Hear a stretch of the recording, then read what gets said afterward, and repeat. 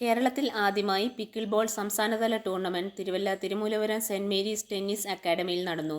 കോഴിക്കോട്, മലപ്പുറം, പാലക്കാട്, തൃശൂർ, എറണാകുളം, കോട്ടയം, പത്തനംതിട്ട, കൊല്ലം, തിരുവനന്തപുരം ജില്ലകളിൽ നിന്നായി 50-ൽ-പരം ടീമുകളാണ് പങ്കെടുത്തത്. മെൻസ് ആൻഡ് വിമൻസ് സിംഗിൾസ്, ഡബിൾസിൽ 50-ൽ അധികം മത്സരങ്ങൾ നടന്നു. വിജയികൾക്ക് പത്തനംതിട്ട ജില്ലാ ഒളിമ്പിക്സ് അസോസിയേഷൻ പ്രസിഡന്റ് അഡ്വ. കെ. പ്രകാശ് ബാബു സമ്മാനദാനം നിർവഹിച്ചു.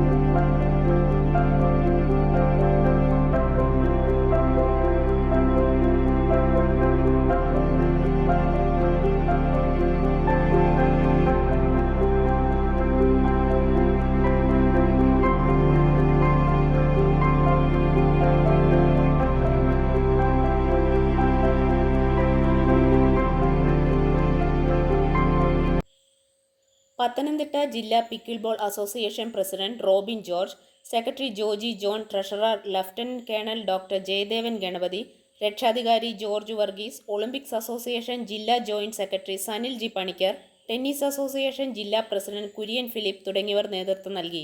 പുതിയ ഗെയിമിനെക്കുറിച്ച് അറിയാനും കാണാനും ഒട്ടേറെ കായിക പ്രേമികൾ എത്തിയിരുന്നു.